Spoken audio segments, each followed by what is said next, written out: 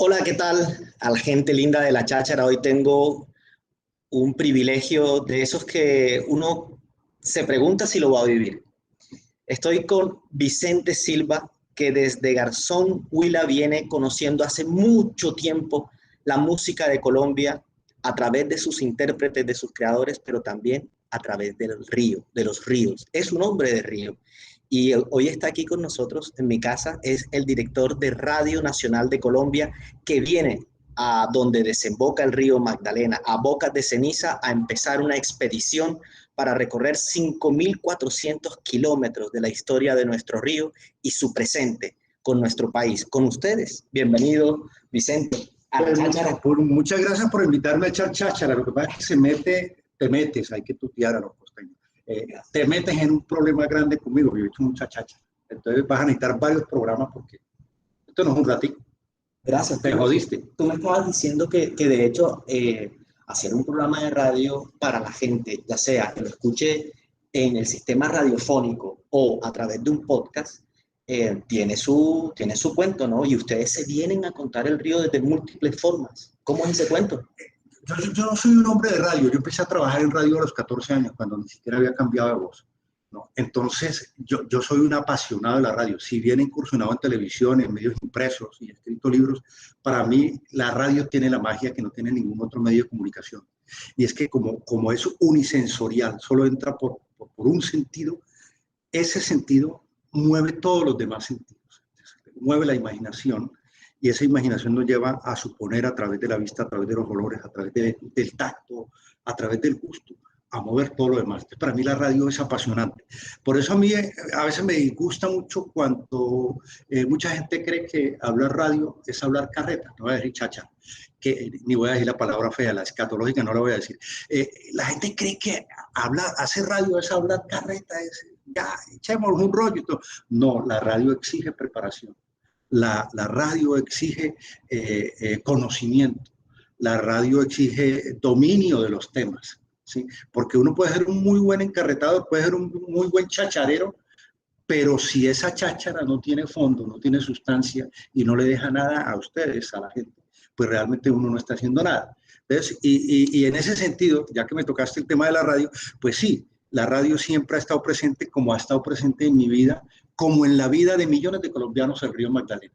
Y por eso es que estamos metidos en este cuento de recorrer el río Magdalena al revés, desde Bocas de Ceniza hasta allá donde tú has estado, hasta el Alto de la Magdalena, donde nace el río, para contar historias a través de la radio, a través de la televisión, de las redes sociales, para acercar ese río que es tan nuestro a los colombianos, porque muchos creen que el río es una cloaca inmunda, ¿sí?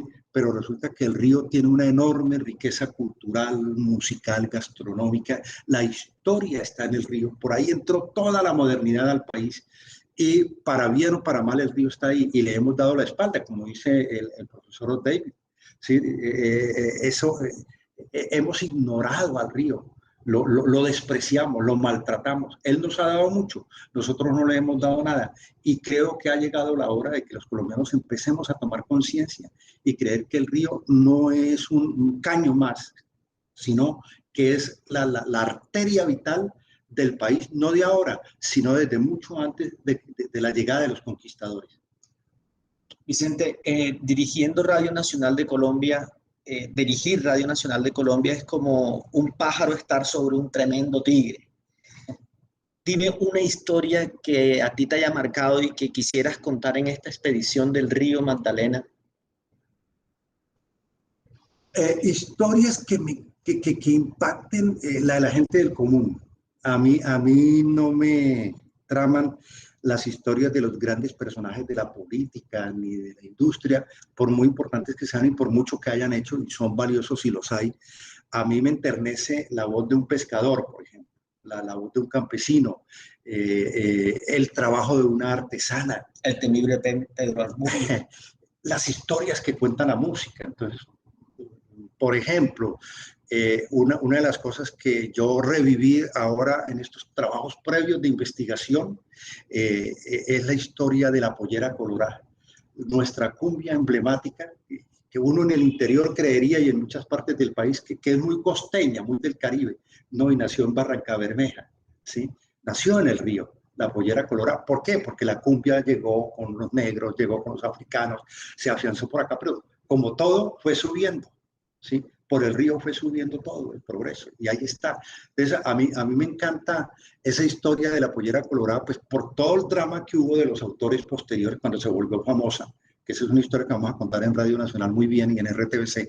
Él se asegura de no hacer el spoiler. Se volvió famosa, ¿por qué? Porque inicialmente fue una canción instrumental y después el maestro Choperena le pone la letra. Y el grito ese característico, que es el que uno oye después de los partidos de fútbol, ¿no? Generalmente no cuando pierde Colombia, no cuando gana Colombia. Y entonces se oye ese grito, pero resulta que eso nació en un bar. Algunas malas lenguas dicen que de mala ortografía, ¿no? Yo no sé qué es de mala ortografía, que se llamaba Hawái, en Barranca Bermeja.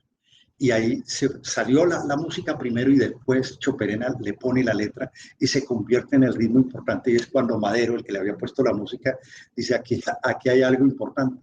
Lastimosamente esa canción que hemos bailado, que hemos gozado, con la que hemos llorado, la que nos emociona, que es como una especie de segundo himno nacional, ¿no? Esa historia, por ejemplo, terminó mal porque hubo unas demandas y porque el maestro Choperena terminó condenado por el Tribunal Superior de Bogotá.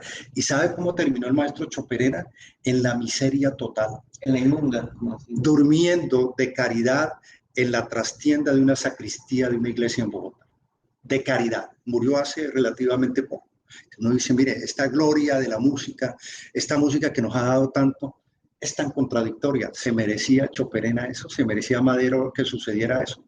Y ahí somos indolentes. Esa es una historia de Río. Entonces a mí me enternece esa historia, como me enternece, por ejemplo, tú que has estado en San Agustín, saber que por allá, por el Alto Magdalena, en esas montañas, también se hace música de Río, pero es una música distinta a la del Caribe, a la del Magdalena Medio. Es una música de chirimías, de tambores, de flautas, de queco, y la tocan campesinos que no saben qué es un la, ni un si, ni un fa. Son músicos rudimentarios, pero de una enorme calidad y a las que nadie les paga nada, un peso. Entonces, esas historias de Río son las que me enternecen antes que la de los grandes personajes que han construido este país. Y hay otra historia que a mí ya te contaba, la historia de los bogas. Los bogas, esos hombres de origen africano, muchos de ellos cimarrones o hijos de cimarrones, que se vinieron río abajo y movían las piraguas, movían las embarcaciones por donde entraron los virreyes, los conquistadores, los curas, los escritores, el progreso, por ahí fueron bogas los que trajeron, por ejemplo, a Humboldt y a Mutis, los primeros grandes científicos que llegaron a la Nueva Granada y a los que tanto le debemos, fueron los que los trajeron. Pero también esos bogas fueron los que en algún momento, cuando condenaron a Nariño, ¿no?, a las mazmorras en Cartagena y luego en África y en España, esos bogas fueron los que trajeron en esos champanes al general Nariño hasta por acá, hasta Calamar y después hasta Cartagena y después a todas esas prisiones. Entonces, mire la riqueza de esas historias, ¿no? Gente importante, ¿no?, de arriba y de abajo. El río es eso, ¿no? El río nos cuenta vaivenes, esa es la hermosura que tiene el Magdalena y esto es solo un pedacito. Y eso es lo que queremos compartir en RTBC en este proyecto del recorrido por el Magdalena. RTBC es el principal sistema de medios públicos de Colombia. Es una plataforma de medios.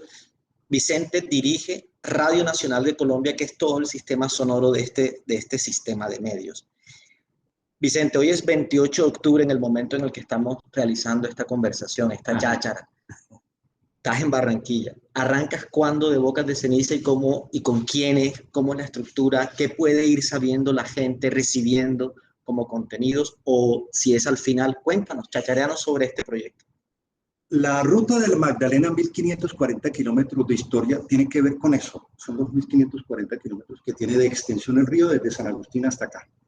Entonces vamos a contar historias. Es un juego de palabras, pero para contar historias como esta que te estoy contando, buenas y malas, porque la historia no solamente lo bonito, también lo feo. Entonces vamos, y es el proyecto más grande adelantado por los medios públicos en la historia del país. Estamos montados en una vaca loca terrible.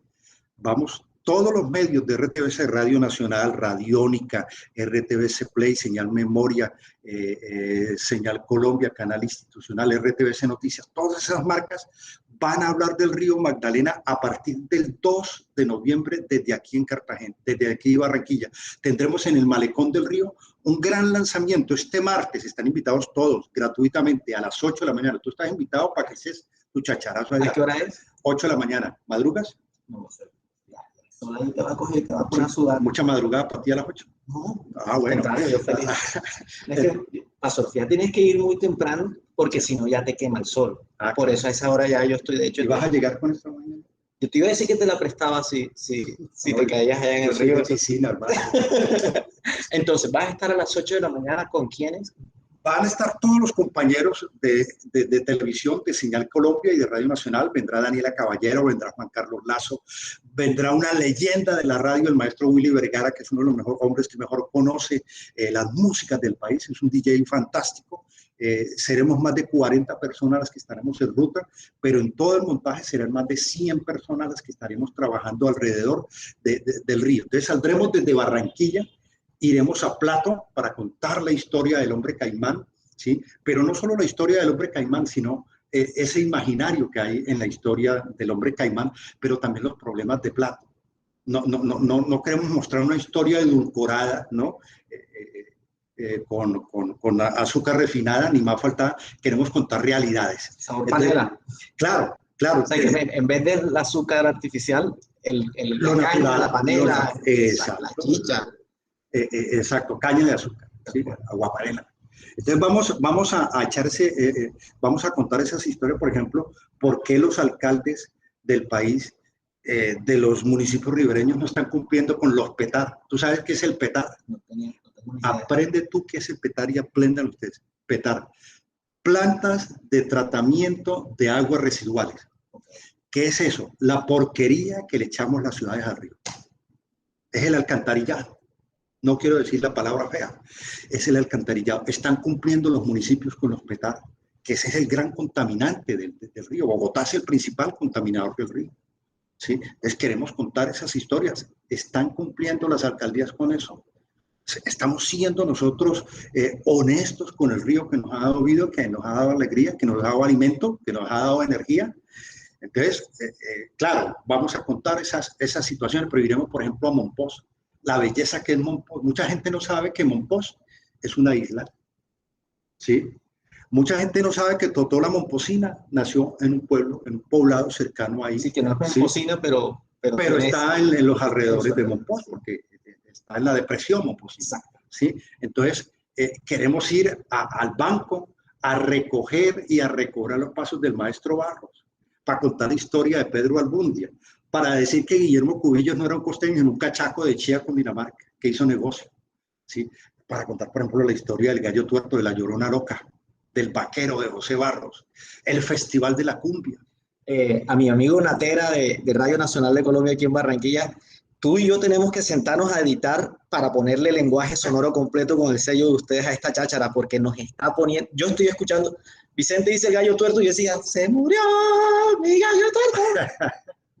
Sí, la historia de violencia, la cumbia, que es casi que un canto desgarrador de todas las violencias que nos han sacudido desde tiempos inmemoriales. José Barros, el aporte que le hizo a la cultura, a la memoria del país, es formidable, formidable. Ese personaje era extraordinario. Yo quiero ir a verme nuevamente con la hija de José Barros, que una de ellas es una gran conversadora, ¿sí? Y porque conocí a José Barros, infortunadamente, ya en los últimos años, cuando yo produje la serie Maestros de televisión. Entonces, de ahí, por ejemplo, queremos llegar, después de estar en el banco, queremos ir a Puerto Berrío y queremos ir a Barranca. La importancia de Barranca Bermeja para la economía del país.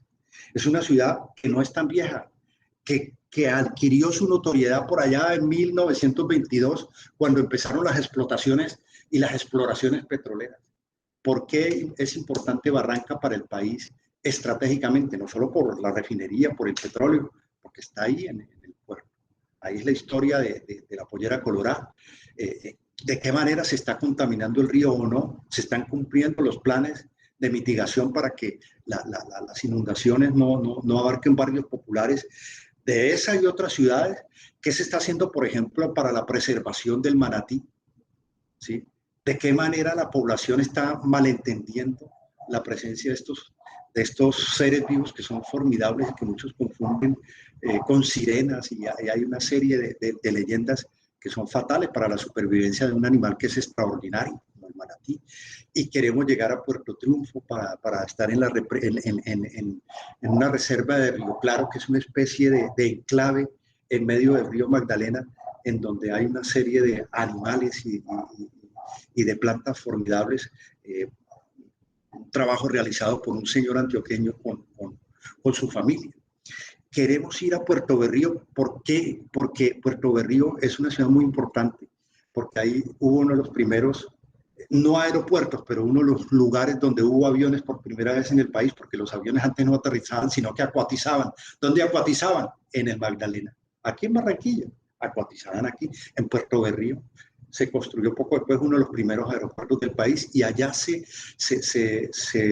estrenó el primer cinematógrafo del país. La primera vez que hubo una película que alguien supo del cine en Colombia fue en Puerto Berrío, y uno dice, uy, es un pueblo miserable, con todo el respeto por Puerto Berrío. Claro. ¿Sí? Dice, uy, no se puede. Entonces también queremos, desde los medios públicos, mi querido Chacharudo, queremos desde los medios públicos acercarnos a la gente y que los medios y que la gente nos vea como amigos, no como los medios que a veces somos carroñeros y que llegamos cuando ha sucedido la tragedia.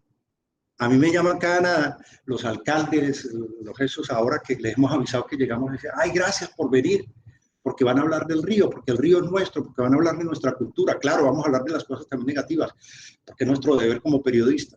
Pero la gente se emociona y dice, uy, ¿van a hacer un programa de televisión desde La Dorada? ¿Van a hacer un programa de televisión desde Onda en directo y en vía satélite? Sí, lo vamos a hacer. ¿Y nos vale plata? No, no les vale un centavo. Esto sale del presupuesto del Estado, del erario público. Son medios públicos al servicio de la ciudadanía, que la gente se emociona, porque no llegamos a escarbar sobre las miserias. Sí a contar realidades, pero también a hablar de sus culturas y sus potencialidades. Y de ahí seguimos para abajo, queremos llegar a Honda, que es una ciudad bellísima, que arquitectónicamente es muy linda, que históricamente tuvo una importancia. Vamos a estar en Guaduas, que es la tierra de la pola, pero Guaduas era como la antesala de lo que ustedes los costeños llaman Cachaquilandia. Uno llegaba, o bueno, en ese entonces llegaban a Honda, que era el calor feroz, calor como este de Barranquilla, por acá, calor de río, y tú subías casi a 3.000 metros a Guaduas, ¿no? Y ahí tenías que hacer la pausa, porque es que venías de 40 o 60 días de recorrido y hacías la pausa para seguir otra cosa feroz por tierra y a lomo de mula, por entre las cordilleras, hasta llegar a Bogotá, a pleno frío de Bogotá, y al revés. Tú te venías de Bogotá, de Santa Fe de Bogotá, en ese entonces llegabas a Guaduas, descansabas y decías, uy, me falta la parte más berraca, que es llegar a Cartagena y Barranquilla pasando por Honda y por La Dorada. Entonces, Guaduas es importante. Vamos a ir a Girardot, queremos ir a la desembocadura del río Bogotá con el Magdalena, porque el río Bogotá es el principal contaminante del Magdalena. Estamos haciendo los cachacos, los bogotanos, estamos cumpliendo el río. ¿Qué deuda tenemos ahí? Bueno, y no solo los bogotanos, gran cantidad de colombianos tenemos una deuda con la contaminación, con la manera como estamos contribuyendo a que el río no sea el buen río que debería ser. Y queremos llegar con nuestros equipos de televisión, de radio, de redes sociales, de plataformas, al Espinal para hablar con los de la chamba. ¿Te acuerdas? Unas cazuelas negras que a veces cuando vayan a Bogotá les sirven a uno el ajiaco o el sancocho. Son claro, de un pueblo que se llama La Chamba, en el Tolima. Y esas cazuelas tan lindas, que uno las encuentra hasta en los restaurantes más claro, de Doparado de Bogotá o de aquí de Barranquilla, sí, son de allá de un pueblo del Tolima, de La Chamba, y eso sale de la tierra. Claro, esa tierra está alimentada por el agua de Magdalena. Y son campesinos los que viven de eso, y son denominación de origen. Esas cazuelas, denominación de origen, que es como un sello característico. Le dice, mire, esto es una bacanería. Esto que estás comiendo tú, como las achiras del Huila de mi tierra, esto es 1A. Esto es 1A, eso es como un producto de calidad, como una contramarca. Entonces La Chamba tiene esa característica. Vamos a llegar, ¿sabes a dónde? A Natagaima. De Natagaima es un man que se llamaba Rafael Godoy.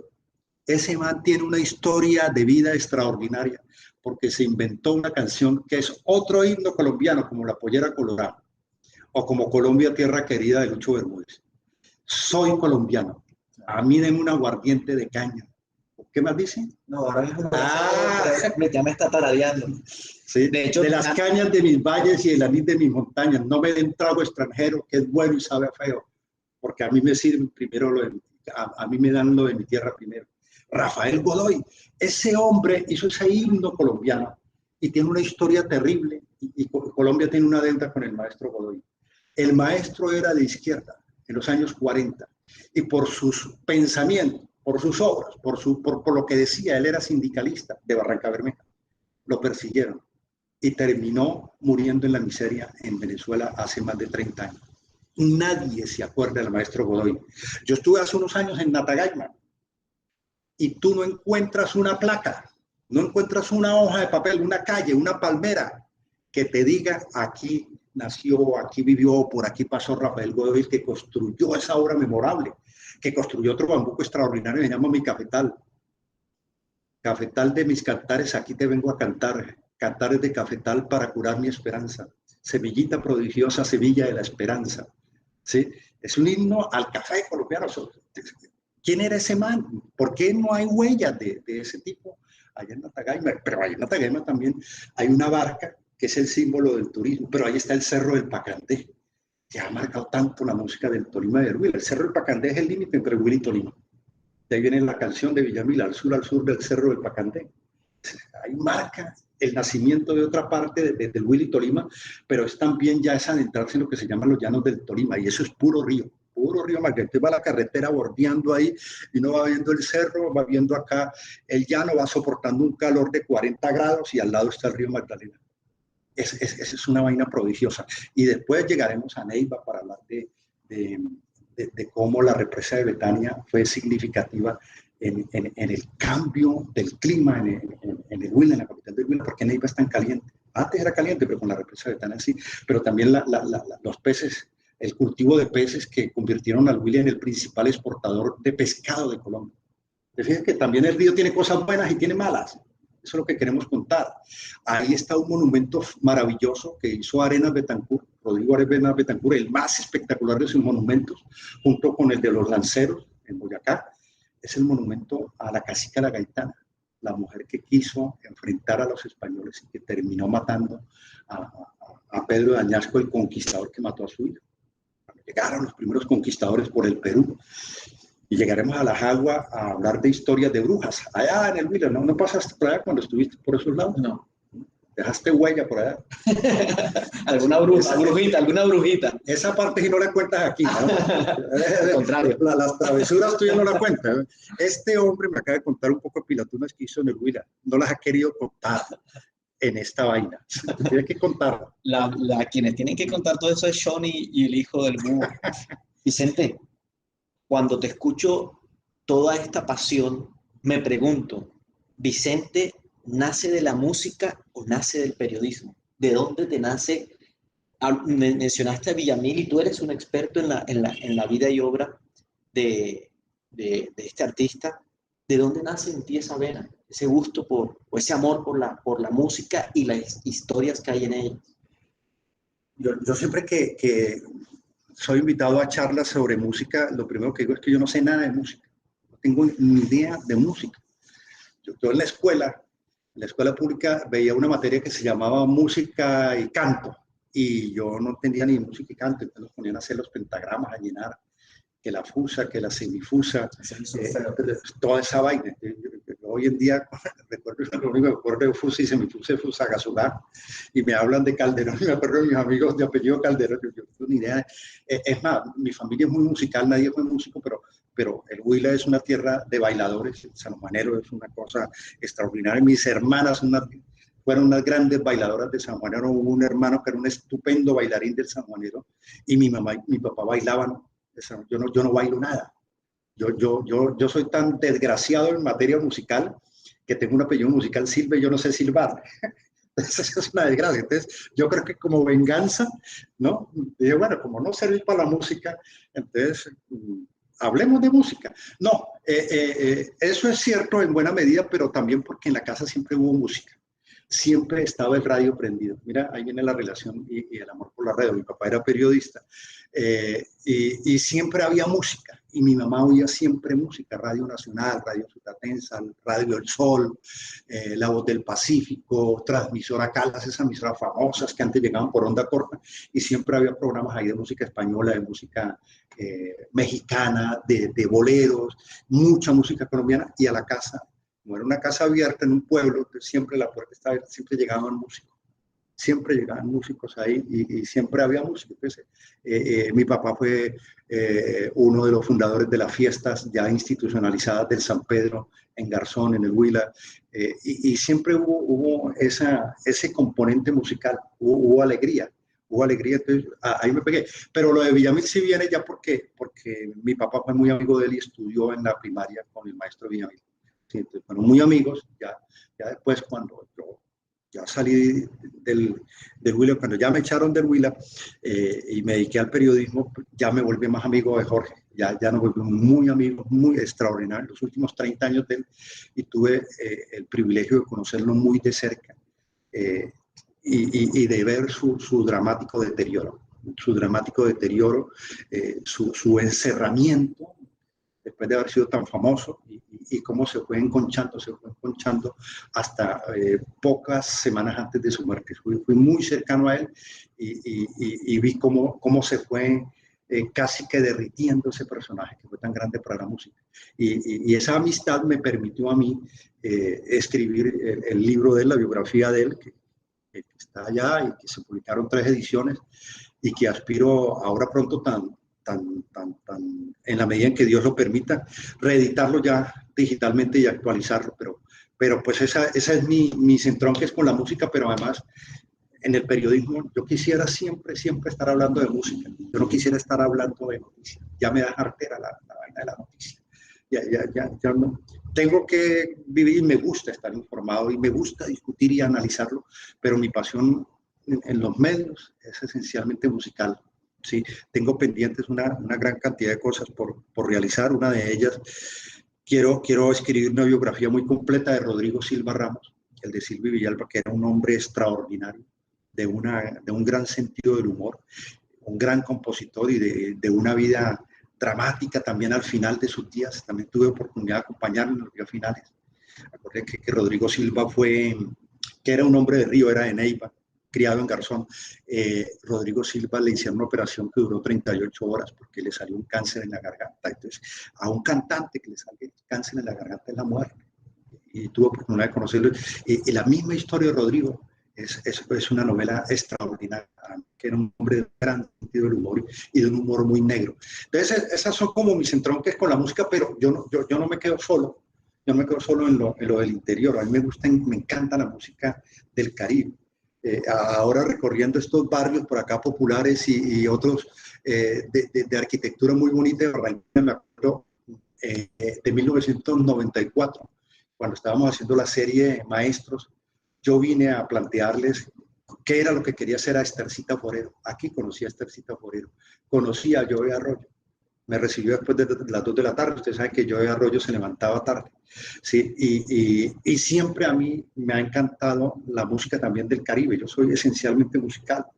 A mí me encanta oír las canciones del carnaval. ¿Sí? Me asombra ver cómo una flauta de millo produce ese sonido tan estridente y es una cosa tan diminuta. ¿Sí? Me encanta el repentismo, por ejemplo, los vallenatos. Estos señores del carnaval, los decimeros, todo eso. El carnaval de orquestas, el festival de orquestas. Aquí estuve en 2 carnavales y no quiero recordar qué pasó después de aquella noche. Si es que te acuerdas. Entonces yo soy esencialmente musical, ¿no? Y claro, el componente del río tiene un factor muy importante. Está pensado mucho también alrededor de la música, sin querer trivializar toda la tragedia del río, ¿no? Claro. Cuando yo me enteré que Juan Gosaín había ganado un premio Simón Bolívar en una entrevista en la que solo hizo una pregunta, y Gabriel García Márquez se despachó. Juan Gosaín solo hizo una pregunta y Gabriel García Márquez se despachó. Yo lo comprendí porque yo dije, es que a veces uno cuando habla con una persona que ha vivido tanto y que sabe proyectar toda esa vida a través de su palabra, del lenguaje, que más que escuchar, escuchar también es un gran talento y de hecho de los principales. Gracias por contarnos toda la historia que nos has contado hoy, Vicente, una tremenda cháchara. Me place muchísimo haberlo grabado y que ustedes tengan el privilegio de escuchar desde Barranquilla. Parece que Vicente nos hubiese llevado nuevamente al Magdalena Alto y nos hubiera traído de ida y regreso en esa tabla. Vicente, solo una pregunta final. ¿Para qué público va dirigido este trabajo transmedia que está realizando o de convergencia que está realizando el sistema de RTBC? Para todos los colombianos. Eso no tiene determinado un rango de edad, ni una región, ni un sexo, ni una condición sexual. Está dirigido a todos. Para los mayores, porque les va a revivir nostalgias, porque les va a hacer formular una cantidad de preguntas. ¿Por qué no hice esto? ¿O por qué sí hice esto en favor del río? A las generaciones de hoy, las que están definiendo el país, porque las interpela, les dice, bueno, esto del río es cosa seria, esto no es una cosa que va por ahí, una cloaca achocolatada, que la uno de arriba da unas vueltas. Por eso el color café de nuestro logo, porque el río es color café, el río no es azul, el río es verde, no es cristalino, color café. Es interpelar a esa gente que tiene el poder de decisión. ¿Por qué no hemos hecho? Pero es también decirle a los niños y a los jóvenes, el río es uno solo. Si bien hablamos del Alto, el Bajo y el Medio Magdalena, es el mismo, que tiene unas caracterizaciones particulares en cada región y cada lugar, porque no es lo mismo un ribereño de acá, del Caribe, que come sábalo, que un ribereño de allá, de San Agustín, que come otro tipo de pescado, ¿sí? Que allá comen trucha, en la laguna, ¿sí? Entonces, y son ribereños. Y no es lo mismo el ribereño que usa el sombrero de las 7 vueltas, que llaman sombrero volteado. Los tradicionalistas dicen del sombrero de las 7 vueltas, que el campesino ribereño que tiene el sombrero de Pindo, de allá del Tolima de Lule, que es muy parecido al sombrero volteado. Entonces queremos que la gente conozca a esas gentes, a esos ríos, a esas personas, a esos seres de carne y hueso que aportan para la grandeza del río, para la cultura del río. Eso es lo que queremos. Y que la gente aprenda a querer que se acerque al río, que lo vea como algo amigo y que nos vean a nosotros como medios públicos, como cercanos a ellos, como de servicio a la comunidad. No un medio que viene a hacer daño, no un medio que viene a invadir la intimidad de la gente, ni la intimidad del río, porque el río es un ser vivo, sino que sientan que esos medios están con ellos y que el río le pertenece. Mire, los antiguos, sobre todo el Alto Magdalena, llamaban al río el río Yuma, y eso traduce el río del país amigo. Y eso es lo que quiere RTBC, que Colombia vea todas las generaciones, vea al río como un río amigo, no como un enemigo. ¿Y cómo le ayuda a un amigo? Dándole la mano, no dándole la espalda, que es lo que hemos hecho tradicionalmente, como muy bien lo dice el profesor Davis. Hemos desconocido, le hemos dado la espalda al río, lo hemos tratado a las patadas. Y él nos ha dado mucho, y nosotros estamos en una deuda enorme. Ya es hora de que esa deuda enorme la empecemos a pagar.